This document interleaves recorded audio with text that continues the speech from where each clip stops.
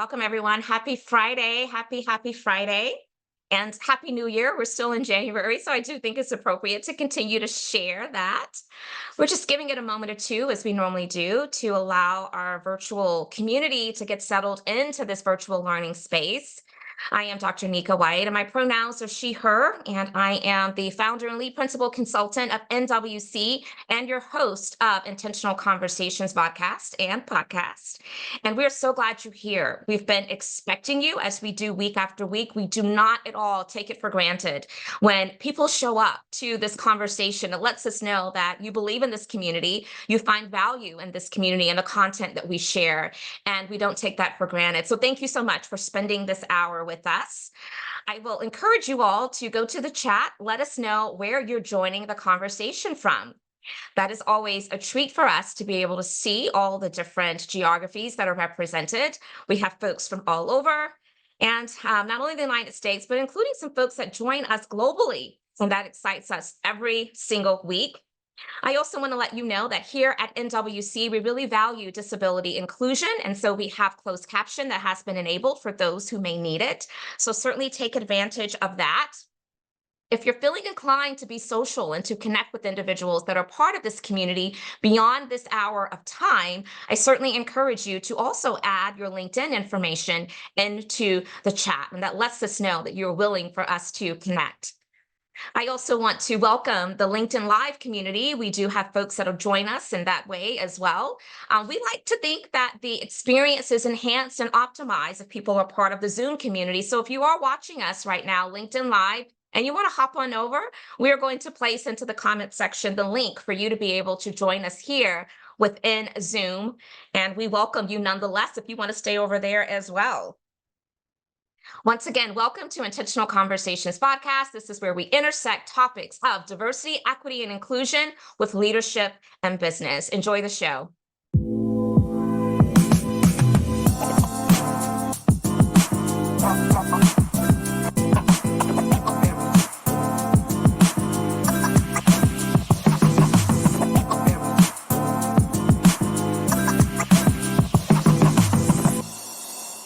So as the screen says, yes, let the conversations begin. And that is precisely what we're going to do at this moment in time. If you're just checking in, this is Intentional Conversations VodCast, and I am Dr. Nika White. Just lead us in. I want to encourage you all that if you're a part of our Zoom community, then please know that cameras are encouraged, but not required. We're glad you're here in whatever capacity. So just a few things I want to put on your radar to set the tone for today. We are still in the month of January, and January is National Mentoring Month. And so I'm a really big fan of those who are willing to give of their time, talent, and treasures to help someone else along the way. And so if you're not already a mentor to someone, please consider it. It's one of the most selfless things I believe someone can do to add value to another person's life. This is also the month of my 1-year book baby anniversary, Inclusion Uncomplicated, a transformative guide to simplify DEI. And yes, I am super excited. I am giddy, and I am finding ways to be able to celebrate this month for just being able to have the book now in the public sphere for a year. I'm so grateful to all of you who have supported the book with your purchase, with inviting me to come talk about some of the concepts in the book. It is available right now in Kindle and hard copy, an audiobook, and we're now in conversations with my publisher about a paperback copy. And so anyway, stay tuned for that, but definitely celebrate with me this 1-year anniversary of my book baby. I also want to let you know that with the new year, a lot of refreshes are taking place. And so the same has occurred here with NWC. We have refreshed our website, nikawhite.com. I have also refreshed my speaking website, nikawhitespeaks.com, and a lot of our other assets. And so I invite you to check that out. We have a new speaker reel, we have a new speaker kit, and it's always a pleasure for me to be able just to share some of the new information, the new ways in which we're talking about our service and product offerings. And so I hope you'll check out all of those assets. Now, I have a LinkedIn Learning course that's been out there now for not even quite a year, but it was released in June of last year. And we have over 16,000 learners so far. And right now we're in the final stages of the making available two new courses that I have available, will be available through LinkedIn Learning platform later in February or early in March. And so I hope that you will take advantage of that. But the one that's available right now is all about individual accountability for equity and inclusion. So run, don't walk. Make sure you tell your friends and others that you feel like would gain value from being exposed to that content. And thank you in advance for your support. Many of you know that we have the podcast, of course, that we make available every single week, but we know that there are a lot of people who also like to get their content in podcast capacity. So I often like to remind you all that Intentional Conversations is also available in podcasts. And so subscribe today. Tell those in your network that may not be able to make this window of time to join us, but perhaps they are very much in tuned to leveraging podcasts to be able to get some content. It's another way in which we can spread the message and the words that we share week after week.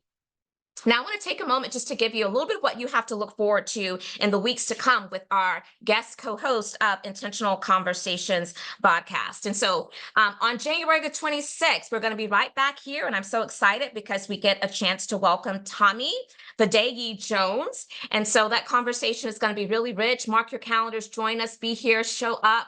And I look forward to being able to introduce you to Tommy. Now, it does me great pleasure to officially introduce today's guest co-host. And y'all, I have to tell you, I am super excited because this is not just any guest co-host. A lot of times when we invite people, I don't have a great level of familiarity with them, but during the process of getting prepared for the show, we certainly get acquainted. That is not today's situation. This is a friend of mine, and we have been connected now for some time. And I am so excited to be able to share her with each of you. And I say share because, yes, I am going to look forward to learning from her the same way that I'm hoping you all are going to be able to learn from her. But let me do the official and proper introduction. You all know that I love to do this because it's important. We need to know the accolades, credentials that people show up to the conversation with. And so today will be no different. Ritu Bhasin is the CEO of Bhasin Consulting Inc., a globally recognized full-service DEI and leadership consulting firm that has worked with hundreds of world-renowned organizations since its launch in 2010. Ritu is an award-winning speaker, author, consultant, and internationally recognized expert in inclusion, leadership, belonging, and empowerment.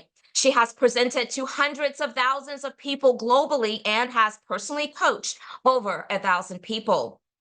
Ritu's book, the bestseller We've Got This, was released in 2023, June specifically, and her best-selling book, The Authenticity Principle, was released in 2017. Ritu lives in Toronto, Canada. When she is not working, you'll find her traveling around the world to eat, swim, hike, dance, and just chill. I think I want her life. Okay, so do me a favor right now and please just find those emojis, find those accolades, whatever it is. Let her know how much we appreciate her being here with us. I'm going to stop sharing my screen and add my friend to the spotlight. And I am just so super stoked. And so welcome, welcome, welcome. Now, before I turn it over to you and give you a chance to greet this audience in your own way, we often like to start with asking our guest co-host to please indulge us by maybe sharing something about yourself that we did not hear from reading your bio, hearing your bio, right? And maybe we would not know from looking at your LinkedIn profile. And so, what would you like to share? Welcome, my friend. I'm so glad you're here. Oh, it's so good to see you. Thank you so much. I'm going to pick something fun about myself and something less serious. Although it does connect to the work that I do and who I am. I'm going to choose something you wouldn't know from like hearing my bio and following me on LinkedIn, although you would know if you followed me on Instagram, is that I love to eat. I am a massive foodie. It is one of my favorite things in the world to do. But the reason why I think this is important in the context of our conversation today is that I literally will choose places to visit in the world because I want to immerse myself in the culture of that community and eat food. And I have found that breaking bread with people is Oh, probably one of the most intimate, beautiful, and meaningful ways to connect with people across differences because food is generally not polarizing. I mean, unless you're like, in West Africa and you're arguing about jollof rice, or like in India, like who makes it better, aloo paratha. Like yes, but it's in good fun. And so I have found that eating as a way to connect with people has been really beautiful. And I also think that one of the most beautiful things that we can do in connecting with people that is rooted deeply in humanity is making meals for others and serving people food we have made. Because what can be more beautiful than us pouring love and passion and intention into a meal and serving it to others? Like, I think it's such a beautiful transference of love. I love that. That is beautiful. And I do think that there's something very universal that unites us around some type of dinner table where we are sharing stories and we are experiencing different foods that maybe we would not have, prepared for ourselves. And so I love that. That is absolutely beautiful. And addressing your travels, again, if you follow Ritu, you know that she is an avid traveler as well. A lot of times your work takes you there, but then sometimes you really just relish the moment to just live and explore all of the moments of joy that comes your way, and that is travel. And so, of late, you have been to some pretty remarkable places. Maldives is definitely on my bucket list, and so I'm a little jealous of that. Can't wait to hear more about it. But listen, that's beautiful. And then you also returned to your home country as well. India, I And just got to go so, back. yes, And I hadn't been in India in like years. So pre-COVID, I hadn't been in India in 6 years. And it was so beautiful to go back. And I often think about my ancestors, and I think about the lineage from which I come, and I think about the blood that runs through my veins. And as someone who has deeply struggled in her life's journey to experience belonging, there's a feeling that I get when I'm in India that I don't have anywhere else in the world. And it's still interesting for me because when I'm there, I know I don't live here. I did not grow up here. I was not born here. I'm so Canadian in many ways because I am Canadian, joining you from Toronto, Canada. And so that is a reality. But at the same time, there's like a way in which I exhale because I yes. literally feel in community. Like if I didn't open my mouth, I literally blend in, and it's a beautiful feeling. Yeah, I can tell how special that trip was for you just by following your social media. I mean, I could feel your joy. I could feel that you were so at home and just so at ease. I could feel your pride. Yeah. And I just thought that was beautiful to witness. There's not many ways in which we really can get proximate to someone's experience, but the way in which you kind of shared your story through your social media sharing was beautifully done. And so thank you. Thank you so much for that. Thanks. Okay, so I'm going to jump right in, and by the way, I'm going to get you to check your volume for me because for some reason it's a little faint. I mean, I can hear it, but it's a little bit lower than what I'm used to. So I just wanted to mention that just in case it's also coming through a little bit lower for others as well. Now, but I do want to talk about your book because your book is amazing. I have a copy of your book, and I have just loved seeing you promote your book and how people have been responding to your book. And the new book that I'm talking about, again, the title is We've Got This. And in your work, and you're holding it up, yes, we've got this, all about belonging. But you talk extensively about the concept of belonging in your book and in a lot of your talks. And so I would love for you to bring us in a little bit deeper into your story and your journey that caused you to be drawn to teaching about belonging. So it's a great place to start, and thank you so much, Nika, for drawing me right to that point. And also, just checking quickly, audio good? Audio is great. Thank you. Excellent. So, as I mentioned just a moment ago, my cultural roots were from India. I am a daughter of Indian immigrant parents. My parents immigrated from India to Canada now over 50 years ago. And I have a quintessential story of being a daughter of immigrants, where I had a front row seat to watching my parents struggle, as many immigrants do when they come to a country where they don't look like or behave like people who are in the majority, and certainly not like 50 years ago, my heavens. And not only are we from India, we're North Indian, which makes us Punjabi by culture, and We are Sikh by faith. And so my faith is called Sikhism or Sikhi. My father wears a turban and a beard. And in fact, if you follow me on Instagram, you'll know, even just today, I put up a video of him. His videos go viral, mine do not. They Everyone do. loves Papa Bhasin with his turban. Awesome. Isn't he cute? He's so cute. Yes. He's so cute, except when he's not cute, is what I always say. So I had a front row seat to watching my parents struggle financially, socially, as it relates to exclusion in many ways. But then I also have my own experiences. I am a survivor of relentless bullying. It was racist bullying in particular that did intersect with gender identity, like as a smart young girl, and class. We didn't have a lot of class privilege growing up. And from a young age, I internalized the message that I was broken, that something was wrong with me. And I took this spirit around of don't be you, don't be different into my adulthood and into the work world. When I first became a lawyer, I entered the legal profession. I worked in the skyscrapers in Toronto for many years, for 10 years in the legal profession. And there I found in the work world, the messages around don't be different, be the same were never as direct and overt as when I was being bullied, but they were omnipresent. Long story short, by the time I hit my mid-30s, I was professionally really successful. But if you had asked me, Ritu, are you happy? I would have said to you, no, I'm not. I feel spiritually vacant. I feel lost. And frankly, from constantly shifting codes, or what I call performing, like acting out who I am, as opposed to being who I am, I don't know who I am anymore. And it led to a transformative journey, which has pushed me to cross the chasm over to living a life that is rooted deeply in authenticity and belonging. And I know how hard it has been for me to finally claim and create belonging for myself, but I also know how beautiful it feels. And this is what I want for everyone else. Oh, that is it's so beautiful to hear you socialize around that. And you make it sound so easy, so easy, so easy. And we know that it's not. No. So I always like to go to the practicality of these conversations. And so first, let's back up a second.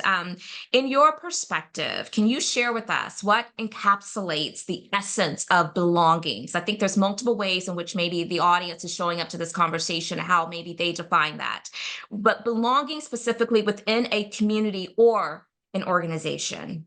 Yeah, so I love this question as well, Nika, because for me, belonging, I've thought long and hard I about know you have. what belonging is about. And I'm going to give you my definition of it. And everyone, please know that I decided to take a very multidisciplinary approach in coming up with my definition. And I'll break down why in a moment. So I define belonging as being the profound feeling that we hold inside of ourselves of being honored and accepted for who we are, first and foremost, by our own selves. Mm, Must belong to our own self. And this is what empowers us to claim belonging with others. And mm. so belonging is about being who we are. Belonging is about authenticity. And in fact, one of my favorite things to say in an organizational context is that belonging is the outcome of cultivating authenticity. So when we create cultures, workplace cultures where people can be who they are, or Yeah, yeah. in interactions, in interpersonal interactions, when we create dynamics where people can be who they are, this is where we unlock belonging. Now, the one word that I want to go back to really quickly is I said that belonging is a feeling. So yes, belonging is a systemic experience that we entrench in organizational cultures by creating environments where we cultivate authenticity and make it psychologically safe for people to be who they are. So it is a systemic experience. But let's go back. Belonging is a feeling. As human beings, Nika, you know this, we're animals. And as animals, that engage in bias, but animals that Yes. also feel belonging. Our nervous systems all day long are clocking for, in this moment, in this team meeting, or in this conversation with my leader, or with my friend colleague, with my spouse, with my child, whoever, do I feel safe? Can I be me? Do I feel good? And even when I feel uncomfortable to be vulnerable, I feel insecure, I do it anyways because I realize and I believe that I'm safe in your presence. And so Mm. after today, for all of you joining, I want you to start thinking about in which environments, which team dynamics, which interpersonal relationships do you feel a sense of belonging? What is that person doing? How can you get more of it? And then the inverse is also true. When we're in interactions with people around whom we feel really activated, what is it that they're doing? How can we minimize exposure to this type of experience? And also, how can we be more resilient, become more resilient so that in these moments where it feels like, wow, I don't feel safe around you, but I can still be centered and grounded, rooted in this moment, and then extricate myself from the situation. Hmm. That's so good. I love the idea of belonging as being. One of the things that I often talk about as well when I am addressing audiences on this topic is that I don't care who you are, what your demographics are, what your background, what your experience is. It is hard for any person to show up at their best in any environment if they are always questioning whether or not they belong. Do I belong here? Am I seen? Am I valued? Am I heard? Am I safe? Does my opinion matter? Do I have full opportunity for success? And if people are questioning those things, then they are not showing up at their best. And as a society, we do operate in spaces and places where we rely on our peers, our colleagues, our leaders to show up at their best so that we can be at our best. But I love that what you're bringing to the conversation is the importance of it starts at the personal level. We have Yes. to first belong to ourselves. And I think that's so beautiful because if that confidence is within us, then to your point, it certainly helps us to be able to expect that level of belonging and to help people to understand how to foster a sense of belonging for ourselves when we are in their presence, right? Yeah, you And I got it. just think that's so You've nailed it. beautiful. Yeah, It's you've so literally, beautiful. you've nailed it. Thank you so much. There's a core concept in my book that I want to talk about. I call it core wisdom. Core Mhm. wisdom is the inner knowing that we hold that enables us to understand, wow, in this moment, first of all, what am I feeling inside of me? Oh my goodness, I'm going into this meeting or I'm sitting in the meeting and I'm feeling heaviness in my chest and I feel really anxious because my stomach is swirling and now I'm starting to sweat, my cheeks are hot and then I can start to hear the negative narratives looping in my head. So no one likes me and I'm not good enough. Or the inverse. We're in a conversation and we like this moment right now with you where I feel in flow and it just feels really good and it feels at ease and I feel seen and I Yeah. know that I'm okay because in my mind, actually, I'm so present. I'm like literally with you, Yeah. but my nervous system feels really good. Like I feel regulated and I'm breathing and I feel great. Yeah. So it's our core wisdom that enables us to be constantly clocking what's happening in my mind, what's happening in my body. Now, this is a really important point. When I was younger and I was struggling to experience belonging, whether that was in the workplace culture, whether that was with my leader, whether that was with my friends and family, I constantly felt activated Mm. and dysregulated. So I was constantly feeling anxiousness in my chest and my stomach and as I have developed and grown my core wisdom and I have learned to settle my body so Yes. that I am more still and more at ease, even when I am in situations where I can tell that I'm being judged, or I'm like, huh, I'm being me and I'm not receiving the reception I normally do. Like I'm being quirky Ritu and I'm used to being quirky Ritu and everyone laughs at quirky Ritu. But here I am in this meeting with these people I don't really know. It's a new client meeting or a new team meeting. And I'm like, I'm doing me.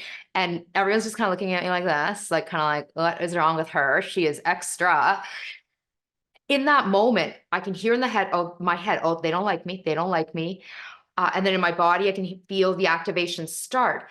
But when we have a more developed sense of our core wisdom and we have a more settled system, even in those moments where it's like, you don't like quirky Ritu, or I don't think you're liking quirky Ritu. Here's what Ritu says.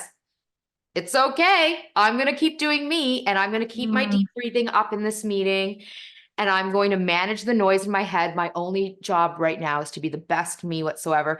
And if they don't like me, that's on them. And Ritu, Bhasin, stand in your power. You do you. You are amazing.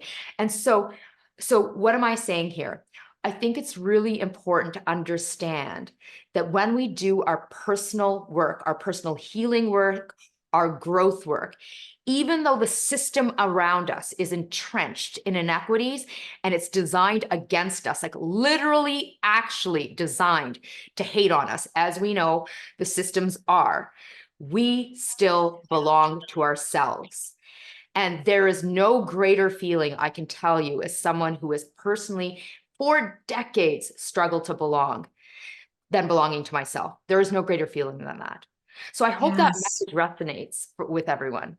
No, absolutely it does. Absolutely it does. Deeply with me, and I'm sure with others in this audience as well. One of the things that I love about this whole belonging focus and this conversation and how it's been the center of your messaging platform and many others as well is that it is something that I believe is palatable and is accessible to everyone, regardless of your demographics and your background. And this is more of an observation because I don't say that to send the message that we need to minimize some of the other conversations about anti-Blackness, about all the other things. But I do believe that it helps us to really focus on the humanity aspect of just being and a need. I mean, let's face it, to feel accepted and valued, that is a need that we have, everybody, regardless of who you are and your different intersecting identities. And so I'm finding that a lot of people, particularly a lot of organizations, especially right now in this highly politicized climate of this work,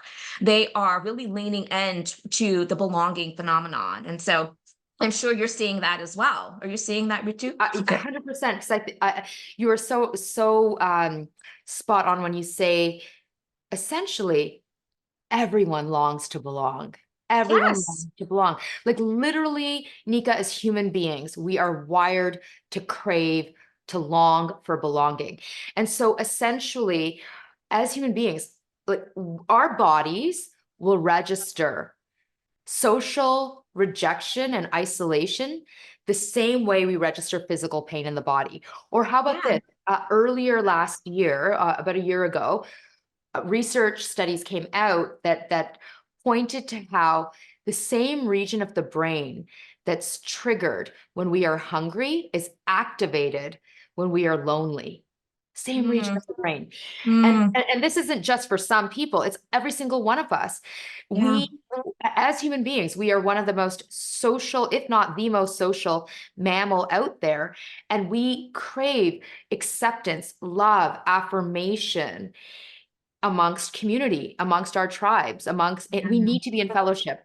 And so it doesn't matter what cultural community you're from or identities you possess, everyone needs this, which is why in this highly politicized moment, Yeah. I think remembering that everyone longs to belong is critical. Secondly, no one's need to belong trumps anyone else's need to belong. This is not Absolutely. about the oppression Olympics. This is about honoring the humanity of belonging. And then the last thing I'll mention that I think is really important as well is that it underscores why empathy is so important. And Yes. so what do I mean by that? If everyone longs to belong, then everyone feels pain and hurt when they do not belong. And we may not agree with what someone is saying or their opinions that they hold or their positions. However, we can still empathize with Yeah. their desire to be seen, to be heard, to be respected, to be honored, to be felt. And so I think that it's in this moment, if we can really anchor deeply to the concept of belonging, it will help to unlock empathy. And the last thing I'll mention is when I wrote We've Got This, I wrote it deliberately to be a guidebook for people who want to learn how to claim more belonging in Yeah. their life based on my own experiences of struggle. But I also wrote it in such a way that I wanted it to unlock empathy.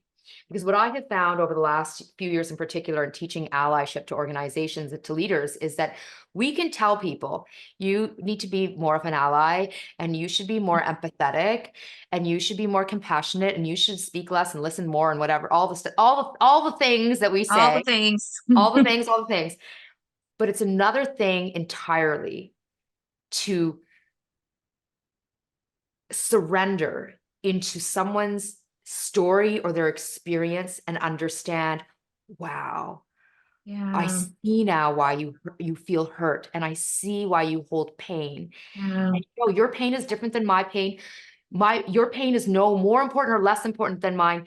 You have pain. Let me honor your pain and let me show you empathy, and also let me do something to ease your pain. That's what empathy and humanity is about. And that is what belonging is about, which is why we need more belonging, more dialogue around belonging, dialogue around empathy right now than we ever have in many respects.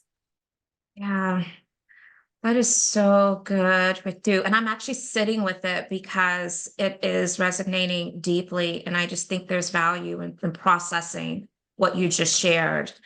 Um, I have chills on my arms. And the reason why is you use the word surrender. And that is actually one of my words for this year. And so the fact that it found its way into this conversation in this moment around this topic, it really gave me pause. And I think that there's something to be said for each of us surrendering by quieting our ego and not allowing what we feel like we want to do and say in the moment to get the best of us, because we miss those opportunities to really feel with someone else. And that is what empathy is all about. You know, Brene Brown has obviously, told us that empathy is feeling with people. And while we may not have had an exact experience that they've had that's causing them that pain and that suffering, we can think about times that we have experienced pain and suffering and how that was really impactful to us, and how we would want someone to show up for us in that moment, and then let those thoughts, those feelings, those reflections cause us to show up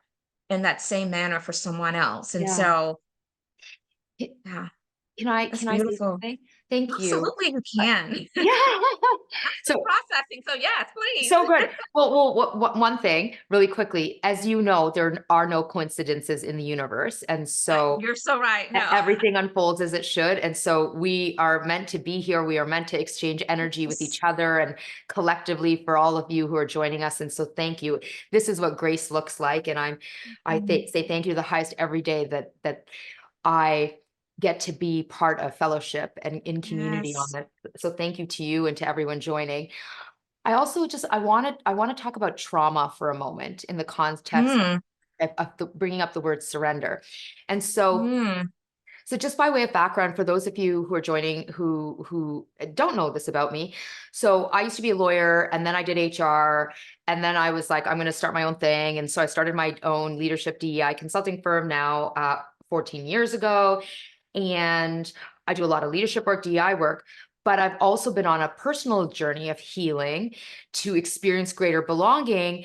And as I've been doing a lot of work across workplaces, and I realized that not only do I hold all kinds of trauma in my body tied back to really horrible, difficult things that have happened to me, and that I've inherited genetically, and that have been passed along to me intergenerationally, but I started to see patterns of this in the workplace. And so I did a deep dive into studying trauma, and I've almost completed my trauma professional certification. And here's something else I've realized in the context of the word surrender. When I was younger, and actually even maybe like 5 years ago or a few years ago, and even now, when I feel activated and rattled, like I feel deeply insecure because I feel like I'm being judged, I haven't slept well, I'm not self-regulating as well, I'm not as mindful and intentional in my body, I'm not leveraging my core wisdom. When we feel insecure, it's in these moments that we cling to our position. We cling to our needs over others' needs. We play the oppression Olympics. And so we talk more as opposed to listening. We talk about ourselves more. We don't even realize that we're doing this. It's so unconscious. And basically, it ties back to wiring often related to our childhood trauma around, I'm important, I matter, I belong, I need to be seen, I need to be seen, I need to be seen. And this is what causes us to overspeak in meetings and suck the air out of the room and talk over people and be more arrogant. And it's not because we're evil human beings, but it's because of our unhealed woundedness that we take space. Yeah. And when we start to surrender into doing more of our healing work individually, not only do we become better leaders and better human beings, we start to realize, actually, I can just surrender into the silence and listen more. Mm. And actually, even though I also experience oppression, my needs in this moment are not as important as listening and empathizing and honoring the woundedness of this other person right now. And so I will be in silence and I will hold space for you. And so surrender goes hand in hand with our healing work around woundedness tied back to trauma. And that's also a pretty heavy thing to just drop in there. But there you go, everyone. There you go. It is heavy, but it's really good. And I love that you went back to that, because I don't know if I've ever heard someone articulate the connection points between this whole notion of surrendering and as a way of also how in which we can navigate the trauma that we're holding and that we're experiencing. And I do think that we find ourselves, to your point, just doing something, even if it's just speaking, talking, moving, whatever it is, doing something. And there's so much value in just sitting still and Yeah. being, right? Yeah. Being, because we belong to ourselves, as you've told us today several times. And that in and of itself, I think, can really help, at least in that moment, provide some comfort for that trauma that's trying to take over our whole being, right? Yeah. This is so good. Oh, This thank is so you. good. Yeah. Okay. And I think that for everyone joining today, know that we're all on a journey of healing Yeah. and learning and doing better. Like so much of what you teach through your beautiful work, Nika, is exactly this point, that this is a journey. This is not a race. Right. It takes a minute, one foot after one foot, one step after one step. We are doing our best. Yeah. So we are going to share into the chat the link for you to learn more about Ritu's book, and also for you to purchase a book if you haven't yet. You've sold like somewhat, I don't know, like 10, 20,000 copies have you sold so far? I mean, it's like amazing to hear about that. Thank you. I'm so grateful. Yeah, I'm so blessed to have been in the place where I've sold, it's an international bestseller.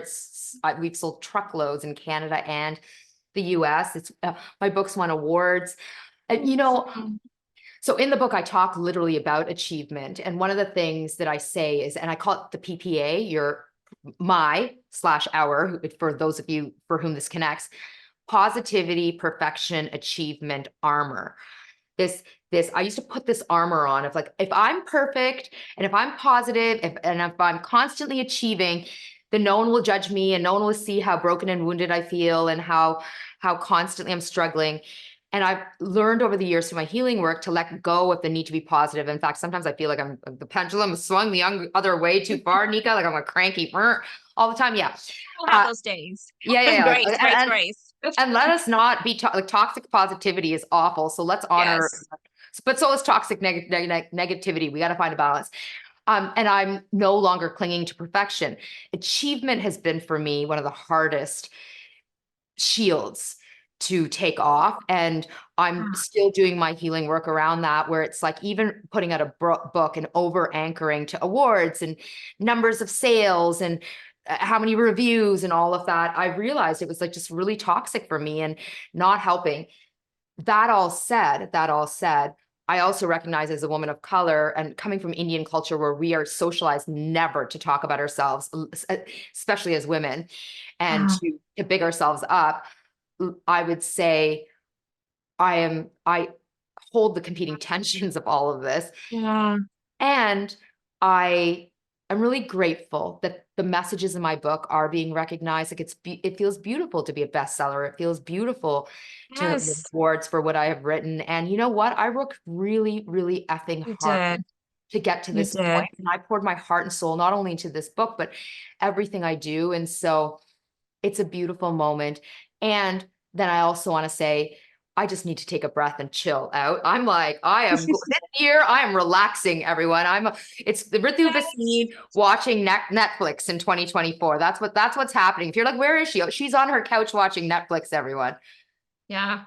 No, I appreciate you leaning into that and sharing, because that is real talk, and for those of you who may not know this, Ritu and I are actually a part of a brain trust group. And so we commonly share around some of our experiences, and you've shared what you just shared with this community, with that smaller group. And I remember as you were socializing it was so commonplace to so many of us who are also authors in that small group, because yes, it can feel very self-serving to talk about my best-selling book and I've sold this number of copies. But I think it goes back to, we first belong to ourselves, and belonging to ourselves, it also means leaning in to recognize where we do add value. And you've added so much value, Ritu, with this book, that I want you to also bask in this moment a little bit, and to accept it, and to realize that it was a beautiful thing that you birthed for the benefit of so many of us. And so anyway, yeah. Thank you. And thank you. I'm gonna take my flowers and Take your flowers. I'm gonna take my flowers, and then also I'm gonna say it means a lot coming from someone like yourself who Oh. has written books, and you Oh.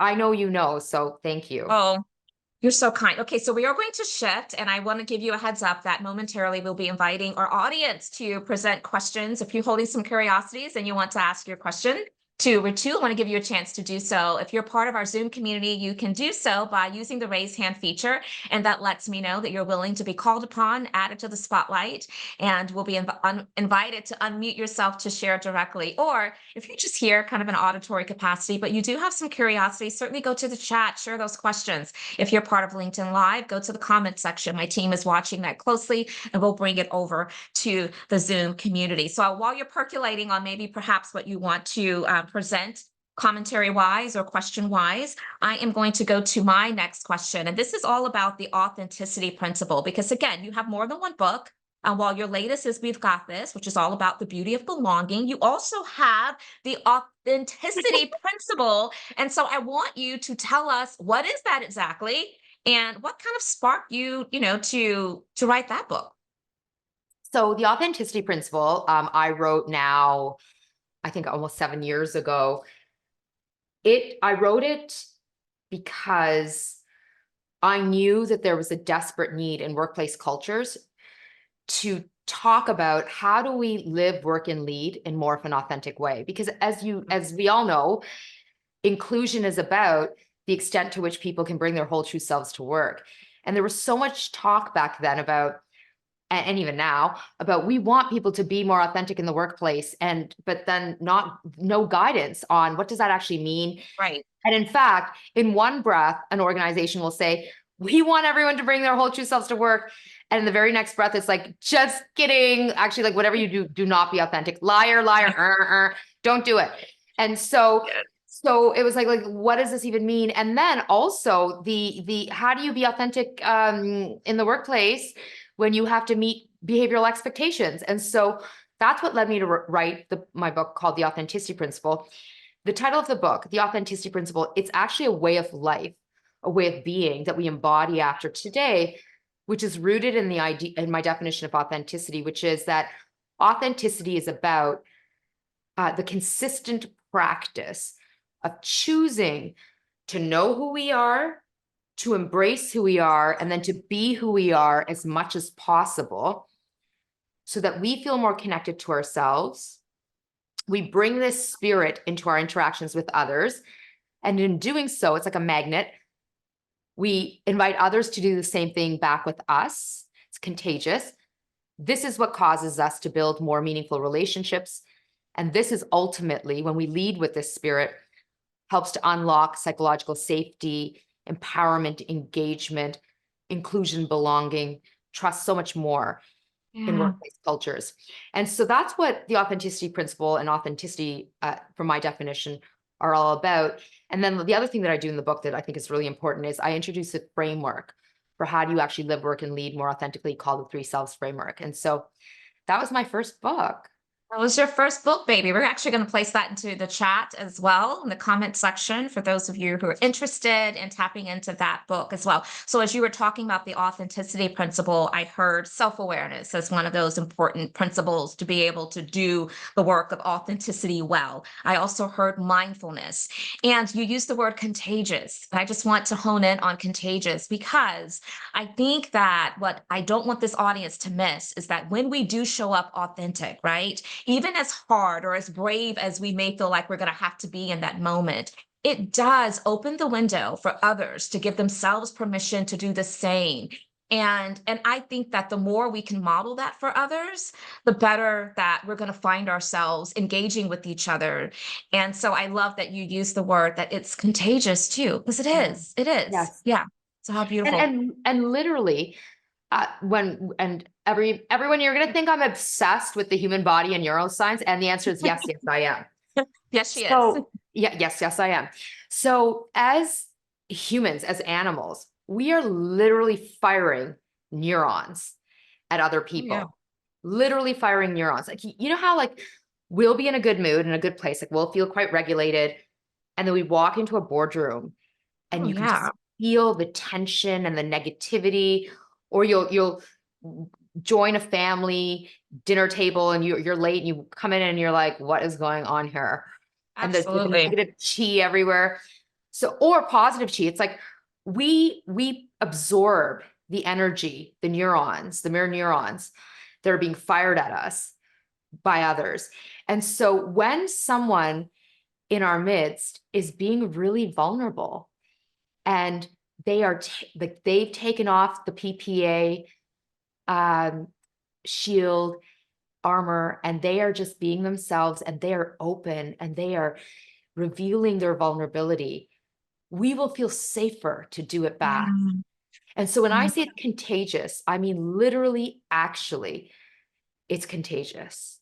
Because Mhm. what happens when someone, what literally happens when we're in the midst of a colleague, team member, family member who's doing this, is that our nervous systems feel like, I'm safe. You Yeah. understand what it's like to hurt. Yeah. Get it. And so because of this, I can do this in front of you too. Yes. And so that's when I say authenticity is contagious. I mean, I literally, quite literally it Yeah. is. Yeah, yeah, I completely believe that. And feeling safe in that moment because of someone's vulnerability, it's relatable. And so that automatically creates kind of a connection point there that I think is really important as well. You know, we talk so much about managing our time, managing our finances, managing different things, but we don't talk enough about managing our energy. And so as you were going through that story, it just reminded me of, how we can best also show up as our authentic selves, is being mindful of what kind of energy, are we walking into when we're entering different environments and different spaces. And I just think there's something to be said for us being more mindful about that, because we do, take on oftentimes the energy of the room and the space and other people. So yeah, watch who's in your presence and who's in your company, right? Nika, I love that. And everyone, I'm going to share something that I do and Please. when I say that I do this, I'm not a perfect human being by no stretch. I try to do this as much as possible. And when I have the intentionality and I'm mindful and I do this, I find it makes a profound difference. So there's a quote from an incredible neuroscientist. Her name is Jill Bronte Taylor. I first saw her on Oprah like many, many years ago. She wrote a book called My Stroke of Insight. And she talked about how we must be responsible for the energy we bring into a room. Oh, yeah. Be responsible for the energy we bring into a room. Irresponsible. And so a few things. When I am in a bad mood and I'm cranky, or I'm really riled up, like the energy charge is high in me because I'm going meeting to meeting and I'm speaking and I feel the energy charge and the energy is pulsing from me. And I'm about to go into a meeting or I'm about to do something that I know it's important that I do a better job of self-regulating before I go into the meeting or I go sit at the table, or whether it's a boardroom table or a dinner table. I literally will say to myself, what is the energy I want to bring into this space? Where am I right now? and what do I need to do to better regulate? And that, everyone, this is back to core wisdom. And so, for It example, is. I literally will bounce meeting to meeting to meeting to meeting. And then at 6 o'clock, I'm like, I got 15 minutes to run to a dinner. And I get to the dinner and I'm like I'm amped. And I will sit there for the first 10 minutes and do my deep breathing to Yeah. regulate, allow myself to drop and sink in. So before you go into any interaction going forward, to the extent you can, do the best you can, it's not gonna happen every time, I'm living proof, is to say to yourself, what's the energy I want to bring into this experience? And then the other thing I'll mention related to this is sometimes we're in great energy, we're in flow, we feel really good. And we find ourselves in these situations where it's like, oof, the energy around me is not good, or you, a human being that I'm interacting with, are not in a good place. When that happens, I immediately go into my core wisdom again. And it's like I put a bubble around me and I do my deep breathing and I'm really mindful. And I'm like, I am going to be really mindful and deliberate about not taking on your energy. Yeah. And I'm going to, and if I feel up for it and I want to do it, I may put the effort into helping the person disarm and regulate. Like I'll make sure I'm breathing really deep. They're hearing me breathe so that it signals to their body, you should breathe too. If I'm into it, sometimes I don't think it's my responsibility to help someone regulate. Yeah. And so all I do is I just sit there and I regulate. And what I've just shared is actually really important right now in this highly politicized environment, where whether it's in the workplace or at Sunday dinner, and people are spewing all kinds of things, that we can be self-regulating and thinking about what's the energy I'm bringing in, but to what extent do I want to protect my energy as well? Yeah, that is so good. I'm working right now on building curriculum for an organization who is really navigating because of how, politicized and polarizing this body of work is right now. But they're having a time with navigating around what they have referred to as hate speech in the workplace, right? And so I think that what you're sharing adds great value in terms of very practical things that people can do if they find themselves, in the midst of that negative energy. And what I also think is important to amplify is that oftentimes when we sense that negative energy, we automatically will think, well, it's something about me, right? But I love the fact that what the bubble does, it almost like protects you in a way to where you're like, that's them and it's not me. That negative energy is not because of me, right? Because sometimes we will say, maybe it's me, maybe I've done something wrong, or they're mad at me. And then, of course, all the litany of questions come, then we're doubting ourselves. And then now we're in a bad mood. So we have bad energy and we're just like continuing this negative cycle, right? So priority and attention setting as we're walking into spaces, really being clear about how do I want to show up in this moment, right? Is so important. And those are just some of the basic principles of like practicing mindfulness, And so I love what you're bringing to the conversation. I wish I can give credit to the person who posted this, but I can't recall who it was. And I'm going to paraphrase it, but it was something along the lines of, you're not here to match energy. You are here to set the atmosphere.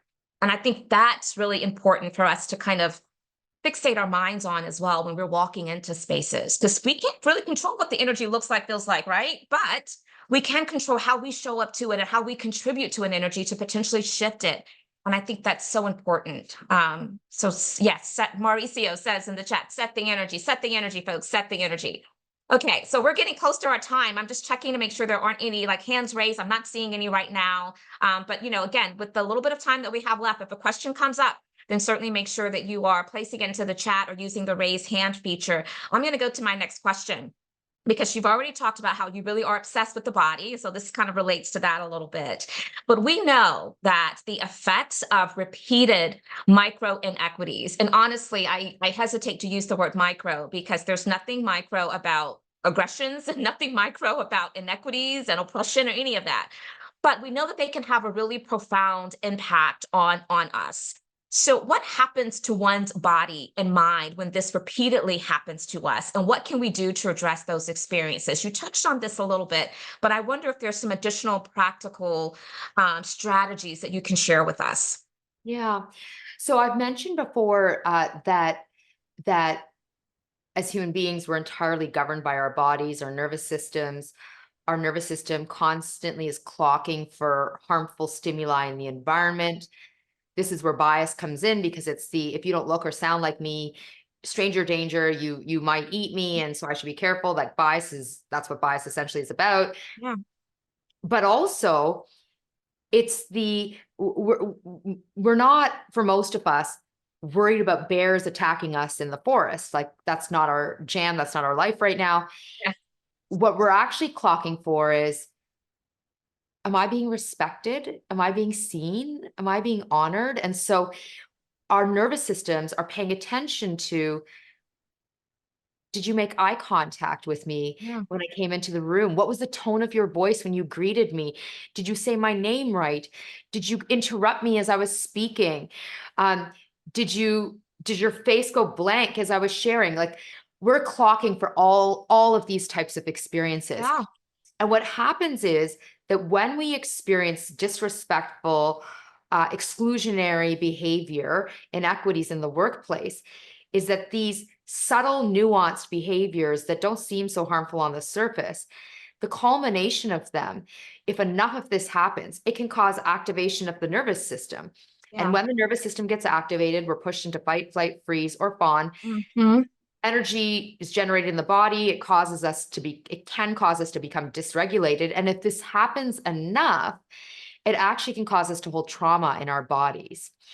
And so, without even realizing that this is happening for so many of us, because these more subtle, nuanced forms of inequities are constantly coming our way, and they have been coming our way since we were little babies. And as children, as teenagers, as adults, they're happening daily, where our nervous systems are just constantly in this dysregulated, activated state. Mhm. And that is Mhm. why we must continue in workplace cultures to interrupt biases. Doing bias disruption work is critical, because it is the fundamental enemy of inclusion. It is. And for those of us on the receiving end of bias, i.e., every single human being out there experiences All bias, of us. all of us, it's important that we do our core wisdom healing work, so that we're less likely to become rattled when someone doesn't speak to us respectfully, or when they say something that they interrupt us while speaking. We're ready and we're like, actually, I'd like to finish my thought, and we continue on. Or we were able to say things like, sorry, could you say that again? And the person repeats, and then we say, that didn't sit very well with me, or that didn't land, or Mm. I would love to have this conversation with you, but I feel like the tone of your voice is really uncomfortable for me, and I'm starting to get upset, and I'm thinking we should pause, or whatever it is Mm. that we want to say or need to say to feel empowered. And so we often call it the burden of the oppressed. So it's like, I'm the one experiencing the inequity, and now I have to go do my healing work to learn how to Right. speak my power to protect and defend. And I would say, I feel it, I hear you, I don't like it either. And yet I still want us to be in a place to do this work, so that we can live a better life, so that we Yeah. do feel more empowered. And ultimately, and this goes full circus, we belong to ourselves. And we only can control what we can control. So yeah, I've often heard, very similar kind of comments around that type of teaching and coaching. But yeah, you're right. We only can control ourselves. And so I love when we can have tools to help us as we're navigating these circumstances, while simultaneous, there are people in the world like yourself that's also teaching and coaching others to be able to be much more mindful about how in which they are making others feel that may be in their presence. And so this has been so rich. We're getting close to the end of our time, but I want to certainly give you the opportunity to close this out in a way that feels really good for you. And so I like to do this by asking the simple question of, we've only scratched the surface. surface. So I know there's a lot that we did not get to touch on, but is there something that's bringing you lots of energy from like an insight that you want to make sure you leave this audience with? I want to give you that time and space to do it now. You know, the thing that comes to mind for me in this very moment, like as we are sitting here speaking, as we kick off 2024, Yeah. is my commitment for myself in 2024 is to live a life that is more still and rooted in Mhm. ease and peace. Yeah. And the reason I have decided to do this, like expand my stillness and ease and peace within, is because I feel like there is just utter chaos in the So world true. around us. And I am doing my best to be a drop in the ocean that matters and helping to shift the ocean. I am doing my best and I will keep doing my best. But as part of me doing my best, it's about me managing me, and chaos may be around me, but it doesn't need to be inside me. And so as part of my doesn't need to be inside me, I'm going still, which means I'm slowing down. I'm working less. I'm seeing less people. It's Ritu on her couch watching Netflix or even staring at her ceiling. Like I'm trying to literally speak less. Like when I say speak less, like in conversations with others, I'm literally not speaking as much as I normally would. And I'm listening more. I'm being way more mindful. I think the stillness within me is going to help me profoundly navigate this world that feels really unstill. And so that's what's been on my mind for the last few weeks. And I share it with you all in hopes that it resonates. And I'd love to hear from you all as well. Feel free to drop me a line through LinkedIn, through Instagram, on my websites, anywhere. Be still. Let's all be still. What a beautiful note to end on. We have shared all of your contact information into the chat. I do hope that you all will take advantage of reaching out and connecting. Once again, we are so grateful that you spent this hour with us. And we wish for you that peaceness, that ease, that stillness that you've talked about. And we're just grateful that you were here with us today. So thank you all so very much. Take care.